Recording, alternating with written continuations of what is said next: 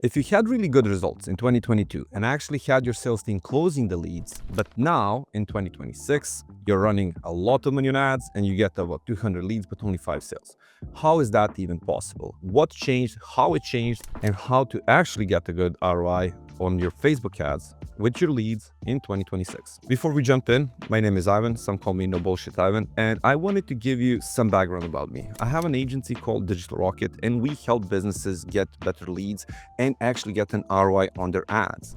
All of the knowledge I'm sharing here is actually executed on our client accounts, and this is exactly how we know that these things actually work in the wild. We're not some startup that just started and is preaching some new kind of types of ads. We're doing a systematic approach based on data. The goal for this channel is to share as much knowledge as possible with you in order for you to implement this yourself. And of course, if you like this, please share it with your friends and subscribe to the channel. First step, the main thing that changed is the Meta Andromeda.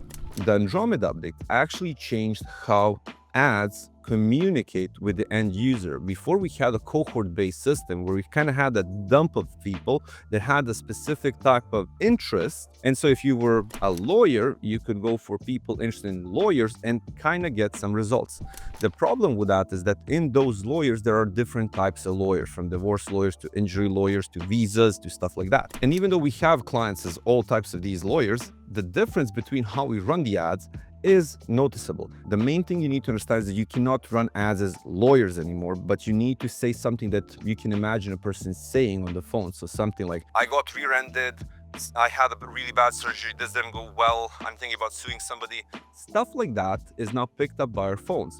Before, we kind of had a feeling that that is happening to us, but now we actually know that this is happening to us. So you need to imagine that this message is actually coming from a person's mouth, contextual understanding of the algorithm. So for each service you offer, you need to have those ads set up as proper messages, and you need to test out a lot of different types of context behind that specific offer.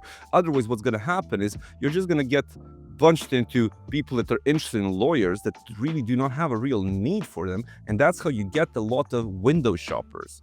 Meta is now focusing on feeding people with an actual problem to the right person. So now when you're running ads again, go into the context of what the person would say over the phone, and already that is going to improve the performance. And you need to understand, when it comes to the audience and setup, I know that this is going to be annoying, but if you have this proper setup for the audience segmentation, meaning that the algorithm knows who is a new click and an old click and who converts and who doesn't, you really don't need the audiences anymore, because the context is picked up by the algorithm and fed to the right people. And you can test it yourself. Start talking about something that you never would, and it's going to start appearing first in your feeds.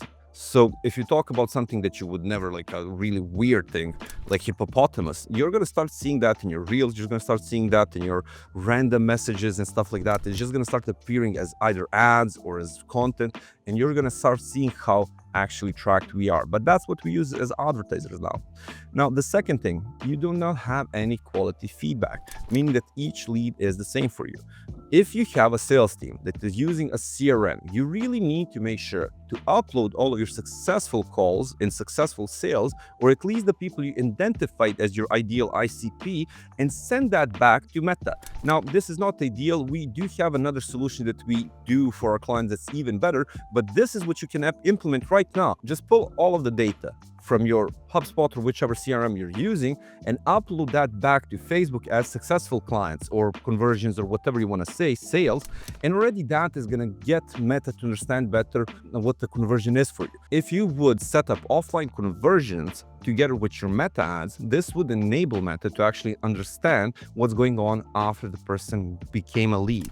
Now, there are downsides because Meta algorithm is now going to understand who became a lead, but it's not going to be able to trigger that, and is going to have to rely on the phone number. You really need to make sure that you include phone numbers in this in order for them to identify the person. So this is not an ideal scenario, but if you're not doing that, you have to use it. And if you're thinking about what is the system we use, we have a video talking about the lead qualification system and how how we do it, and you can check it out here. And if you're really interested to hear what is that system that I'm preaching about that's even better than the offline conversions, check out the video here. Now, step number 3, your form is not doing any of the filtering. And what I say under the form, like, I understand that you as a business owner really want to have as many leads as possible, that you're interested in that abundance, that's the thing you really want to see in your P&L. So as a business owner, I understand that you want to have as many leads as possible and that you are frustrated or possibly making the person on the other side that's supposed to fill out this form pissed off because of the form is too long or something like that.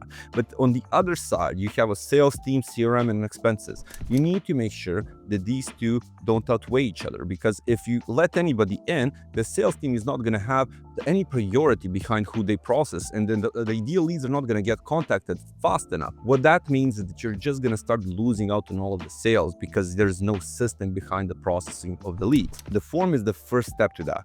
So when you ask people multiple questions and make them go through a funnel, you really need to make sure that those questions are going to filter them out. I'll give you a couple of examples. If your leads are coming through a lot, but nobody's actually showing up on the calls, that means that your forms are too short, meaning that you need to add more questions and need to make them jump through more hoops to make sure that they're not bots and not really random people just clicking. We have clients that told us about these scenarios, like how people told them that they woke up from anesthesia and stuff like that, and they don't remember actually filling out those forms. So if you ever have that situation where people are just like zombie filling out your forms, that means that your form is not gatekeeping anyone. So that's step number 1. Step number 2, make sure that you actually get high quality information from them. So don't be afraid to ask them, how much money are you willing to spend? Are you willing to invest in this? Are you ready to move now, in 10 days, 5 days, stuff like that. You need to have what we call a common denominator through your forms in order for you to understand who is a good lead and who is not a good lead, because you need to make sure that you're actually going to get value from it. If you're just paying Meta to get you random people to give your name and email, you can buy that off a list. So that's not the point of it. You actually want to have some pre-knowledge about them before your salesperson calls them, and the form is going to help you do that. A couple of additional things that I like to add to our forms is what we call failure conditions. So if they say that they're not willing to move this month or something like that with my offer, I'm not going to get my sales team to push for them. So I would put them into a failure condition, meaning that they wouldn't be counted as a lead. So with time, this is going to help the algorithm understand what is a good lead for us and what isn't. But impact right away is going to be felt for the sales team because they don't have to now call people little window shoppers. And with that, we also have speed to lead. If we have the full process, whereas the person that filled out the form can be triaged by the CRM or some other system, even AI, the sales team should then start off with calling the best prospects. But in most situations that I encountered, when I start talking to a business, there's no system. It's just like you get your list, you start calling them, and yeah, you see what happens. You're a sales guy.